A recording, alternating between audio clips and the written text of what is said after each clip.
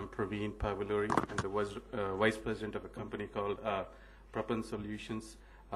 We do various things from a company standpoint, like relating the technology into an education, that to a primary education is what we do.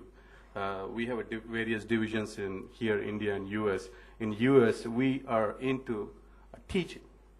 That's our core expertise.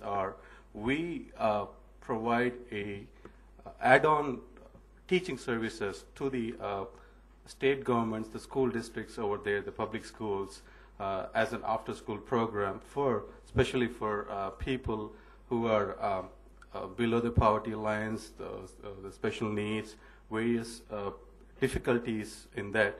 We help them out. So that's the area where we do in US. Coming to the Indian context, here what we do is that we have a wider spectrum of the product line, which help the whole gamut of the people, not just the instructors, not the administrators, not the students and things. We take them into the things, and we partner with various other technical things to bring the technology, using the technology. How can you enhance the flavor of either a teaching or either in education? So I just gonna share my opinions and feelings, and I came up with some kind of list of the things.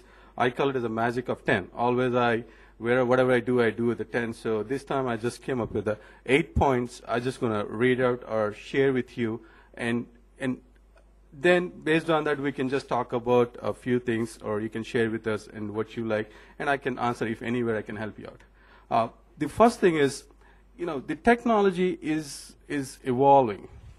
Today we call it as ICT, or 20 years back it's a different thing. So 15 years back there was absolutely there was no technology in the classroom. I'm sure a lot of principals agree here that there was no technology. It's a straightforward, as everybody says, is a delivery mechanism. But I still little bit of a disagree with that. It all depends on how the teachers has done at that point of time.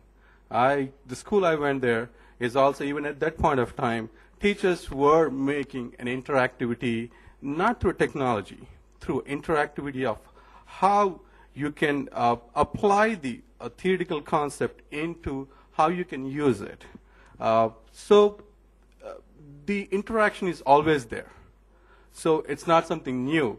But the buzzwords of an ICT, we can give any form of, can derive the ICT. But the core aspect of that is only to how can take a benefit or take a use of the other things to enhance the education, to where a receiver, I still gone to the concept of the receiver should always be a child.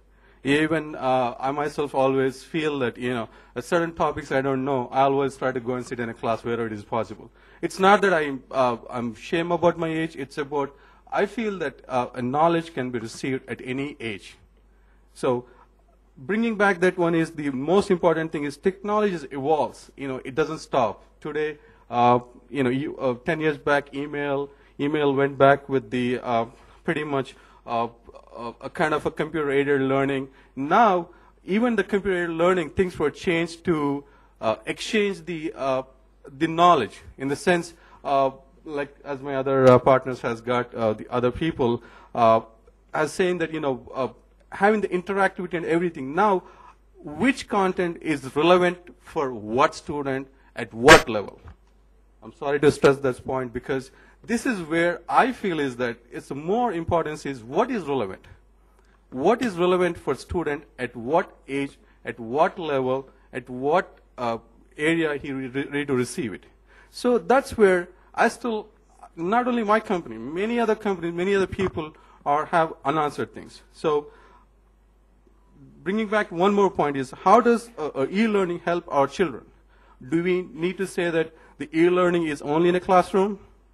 Well, I disagree with that too. And the second thing is that how is e-learning is just going to Google and type, how the anatomy of the bird or in those things, because that's going to take away the student from an objective to a different aspect of the things. Because even the receiver sometimes does not know, because it's just like other people mentioned before also, they're like a sponge. They can absorb with anything. Either it could be a good things or bad things, or completely go out on a different tangent. So how does still a teaching or schools can take that empowerment on a technology and try to use it, is my point I'm trying to stress here.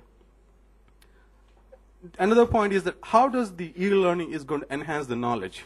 Because the enhancement is, I want to say another differently is that all the multimedia and other things will set the foundation, will kind of give you an overview of what it is there and how it is there. Now, how can you enhance it? Like, how can a student take that and moving forward to an application level or something which during that process he can come up with some aspiration, want to do something. So how does that e-learning is going to help? That's the point which I'm just trying to think. Coming back to one more point is, how can a teacher drill down into a specific topic from a chapter or from a lesson to explain it in a class using technology? I have a broader perspective on this thing, because nothing can be taught in a classroom without a prior planning. I'm sure a lot of principals agree with me. Now, when you say the planning, a planning doesn't mean that CBSE have produced a 130-day planning or 140-day planning, and where people's been over years of trying to prepare lesson plans with specific things in mind, and then just trying to go to the classroom, click on a monitor and trying to do that, or give a worksheet, an assessment to a child, say, okay, go home and try to come up with a PowerPoint presentation or something like that. And I still, more than that, how do you correlate it into an updated world? Because as a lot of people also agree with me that the curriculums here is being pretty static. It's been changed a while. So how do you relate that enhancement of, with the things going in so speed, how do you relate revise the curriculum, which you can take it from a curriculum all the way to the application, is my point. Here, the key points are, take it from that, either it could be a textbook things, or it could be a scholastic areas or subjects which you can measure it, or you're trying to add on to the co-scholastic stuff or different type of skills. The purpose is, how can e-learning, it could be used to fill all those gaps. That's, I'm sure various products and various services are available in the market, but I just want the principals and the most key stakeholders in education is the teachers and the schools. So they should know what is it? What are they trying to gain that? Is it just trying to gain an assisting tool, or either they're trying to have some kind of administrative tool? So they should kind of relate the whole spectrum to have something which can assist. Not I mean to say have one product, mean pick the right choices to know what they need to deliver the things in the classroom, or not just the classroom, to build the children as mean to say the students are better citizens. And okay, I'm going to now quickly run my points very quickly. How can a teacher instruct at different levels of learning for different levels of students? And I'm sure I want all you to think on this aspect of how e-learn can help them. It's just these are questions which I'm just came up in my mind, and I'm just trying to share with you. And there are some answers with what we do, but there are still questions which are unanswered. How can the students identify his or her areas in need to improvement? Like, again, either the teachers can help, either the principal can help, and what kind of content they can get to learn to fill that gap.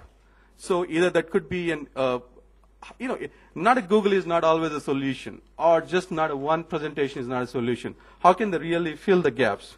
That's another point. E-learning must bring the level of understanding of every learner. That's another point I'm trying to state. I think with these points, I'm just going to stop it here. And there are a couple of points which more about a product line specific. I just don't want to talk about that. But I just feel that with the statement I'm going to close is that e-learning is not just a classroom tool.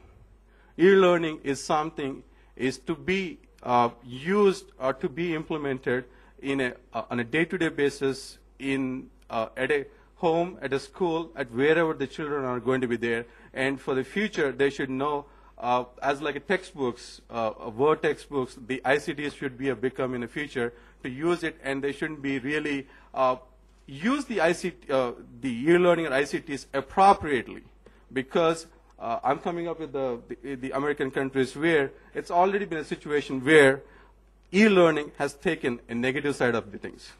So I just don't want to talk about that. But on a positive note, right age kids get right content at an appropriate time is what the e-learning should help.